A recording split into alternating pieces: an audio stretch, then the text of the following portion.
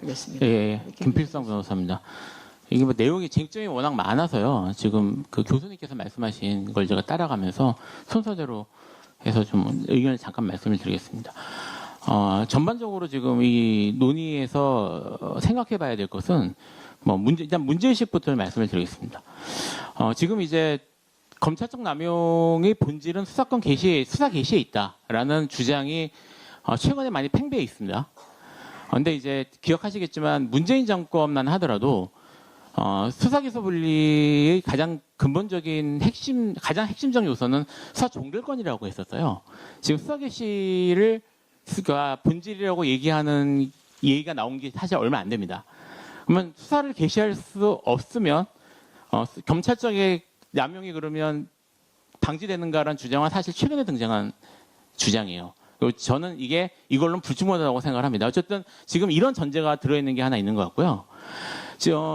전체적인 논의의 가장 근저에는 뭐가 깔려 있냐면 검찰은 우월한 기관이고 그리고 여전히 검찰은 독립성을 보장해 주는 것이 가장 우선적인 전제다라는 게 깔려 있습니다. 예를 들면 지금 그 여러 장치들이 있는데요. 특히 중수청에 대한 자정치도 있는데 경찰 수사에 대한 외부 통제 기관이 필요하고 그 외부 통제 기관의 역할은 검찰이 해야 된다라는 전제가 좀 다 들어 있어요. 근데 지금 검찰에 대한 외부 통제에 대해서는 여전히 얘기가 없습니다. 그러니까 지금 얘기되는 건 이 종전에 있었던 항구제한고라는 자체적인 장체적인 그런 검증 기구만 존재를 하고요. 사실 뭐 재정시청이나 아니면 검찰이 만약 보안수사권을 준다면 보안수사까지 포함하는 검찰의 권한에 대해서 외부 통제 어떻게 외부적으로 실질적 통제를 할 것인가에 대한 논의는 여전히 없고 거기에 대한 문제의식도 없어요. 그러니까 여전히 경찰이 수사나 경찰의 권한과 검찰이 만약 수사를 한다면 보안 수사라도 수사의 권한 수사와 그 권한에 대해서 여전히 지금 논의가 안 되고 있어요. 공수처법은 현재 이대로 가면은 기존과 동일한 규정으로 갈 겁니다. 어쨌든 이런 문제점이 하나 있고요. 그리고 또 하나 중요한 것은 수사 기소 분리 원칙이 비가역적으로 관철될 수 있는가에 문제가 있습니다. 그러니까 예를 들어 윤석열 같은 뭐 그런 일이 있어서는 안 되겠지만 윤석열 같은 검찰 주의자가 다시 정권을 잡는다면 만약 가역적인 조치에 불과하다면 되돌릴 수 있어요. 얼마든지. 실제로 윤석열이 문재인 정권의 검찰개혁을 되돌리는 역할을 했었고요. 그래서 비가역적인 결과를 가져올 수 있는가 이런 측면에서 문제를 좀 살펴봐야 될 필요가 있다고 생각을 하고요. 일단 이제 절차적 지배와 공소청이 중수청에 대한 절차적 지배를 하고 있고 그다음에 절차적 지배를 한다는 사실은 좀 전에 말씀드렸던 것처럼 수사 개시되면 통보를 하고요. 그리고 수사를 진행하면서 정보 교환이나 이런 것들을 계속 하도록 되어 있고 그리고 직무집행에 관련해서 부당한 행위를 하는 경우에는 공수처장이 해당 사건의 수사 중지를 명하고 임명권자에게 교체 임명을 요구할 수 있습니다. 그리고 임명권자는 정당한 사유가 없으면 교체 임명을 하도록 의무 규정으로 되어 있어요. 그러니까 이런 식의 사실은 수사 도중에 검사가 개입해서 야, 너 수사하지 마. 그리고 수사관 바꿔. 라고 하는 건 사실 아주 강력한 권한입니다. 근데 제가 이제 조금 금방 검찰이 그러면 똑같은 식으로 외부 통제가 필요한가라고 얘기를 했잖아요. 그러면 검사가 자기의 예를 들어 보안수사권을 좀 보안수사를 한다든지 또는 공소제기를 위한 절차를 진행하는데 그것이 경찰이 보기에 또는 중수청이 보기에 부적절해 보여요. 그러면 중수청장을 통해서 검사 교체했어요라고 하면 교체할 수 있을까요? 그런 규정을 넣는 것을 검찰이 받아들일 수 있을까요? 둘이 지금 서로 사모하는 거나 동등한 견제가 아니라는 얘기입니다. 이런 게 들어간다는 게. 이런 측면을 좀 말씀을 드려야 되고요.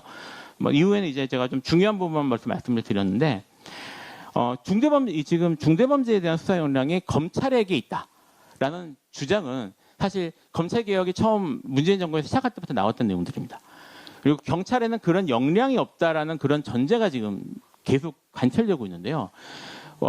제가 이제 기사를 찾았어요. 제가 찾아보니 제 기억이 맞는지 기사를 여기 중요한 자리라서 제가 이제 한경 2022년 5월 1일자 기사를 찾았는데 제목이 이렇습니다. 검찰 1년 6개월 시한부 수사권만 남았다라는 말이 있어요. 이게 무슨 말이냐면 아마 여기 다 국회의원들 계시니까 다 기억하시겠지만 애초에 문재인 정권에서도 수사기소 분리를 관철하려고 했습니다. 그런데 그때도 특수한 범죄, 어려운 범죄는 검찰이 해야 되니까 검찰이 더 잘하니까 경찰이 수사령이 올라올 때까지 한시적으로 검찰에게 특수수사를 인정해 줘야 된다라는 주장이 있었고요. 그 주장이 먹혔기 때문에 일부 범죄가 남아 있었던 거예요. 그리고 이때 1년 6개월이가 나온 게 제가 이게 민주당 쪽에서 얘기한 것 같은데 1년 6개월 정도 인정을 해주고 그 후에는 다시 법을 바꿔서 완전히 이거를 뺐겠다. 그러니까 완전히 이걸 분리하겠다라는 입장이었는데 그게 지금 제대로 안 됐고요. 그리고 지금 이거를 이제 하겠다는 얘기가 나오니까 다시 검찰의 역량 얘기가 나옵니다. 그럼 그동안 1년 6개월 이상 되는 훨씬 몇 년의 기간 동안 경찰이 아무것도 안 하고 역량이 안 올라갔습니까? 전 그렇게 생각하지 않거든요. 저는 이게 기본적으로 검찰이 수사를 해야지 수사가 가능하고 기본적으로 경찰은 검찰보다 수사 역량이 떨어진다라는 생각 자체도 검찰 우월적 사고가 깔려 있다고 생각을 합니다. 이제 좀 더 강론적으로 들어가겠습니다. 수사권 중수권의 수사청 수사권 확대 문제에 대해서 말씀을 드리겠습니다. 짧게 좀 정리해 주시면 감사하겠습니다. 짧게 좀 정리해 주시면 감사하겠습니다. 알겠습니다.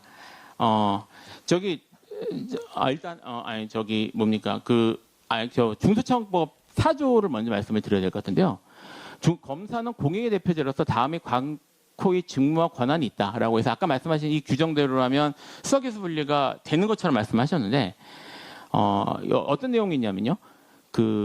이제 8호부터 말씀을 드릴게요. 8호가 이제 이렇게 돼 있습니다. 제 1호부터 7호까지의 직무와 범죄 수익 관소, 국제사법공조 등 법령에 따른 검사의 직무라는 표현이 있는데요. 국제사법공조법을 보면요, 수사에 관련한 권한들이 전부 검사에게 가 있어요.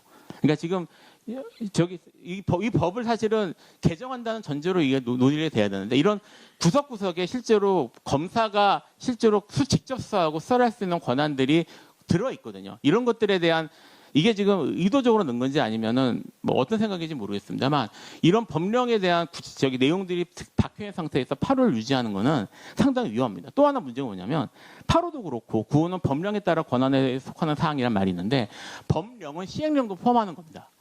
현재 지금 이 규정만으로도 범사에게 수사권을 사실상 인정하는 시행령 정치가 여전히 가능합니다. 사실 이 문제에 대해서는 사실 논의 과정에서 언급을 했는 법령이라 하지 않고 적어도 그럼 법률로 해라라고 얘기했는데 이게 지금 추진단에서 법령으로 다시 관철시켰어요.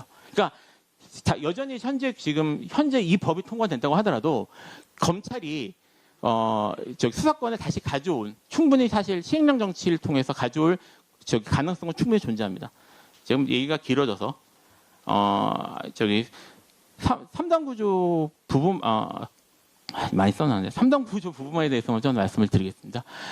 사실 고등검찰청을 없애야 된다는 주장은 매우 오래전부터 등장을 했고요. 제 기억이 맞으면 문재인 정권에서 했던 검찰개혁위원회에서부터 지적사항으로 나왔던 걸로 기억을 김 합니다. 변호사님, 그 내용은 이미 이제 기조발제를 하실 때 해주셨기 때문에 저희가 이제 반론 위주로 좀 하고 있어서 예, 알겠습니다.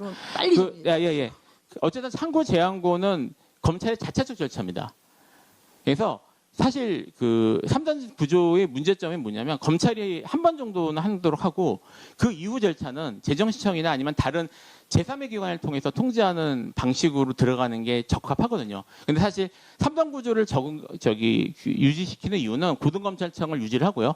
나아가서 법원과 검찰을 동등한 관계로 설정하는 현재의 구조를 관철시키겠다는 의도로 보입니다. 또한 제3의 기관을 통해서 통제하는 방안에 대해서도 차단한 것으로 보이고요.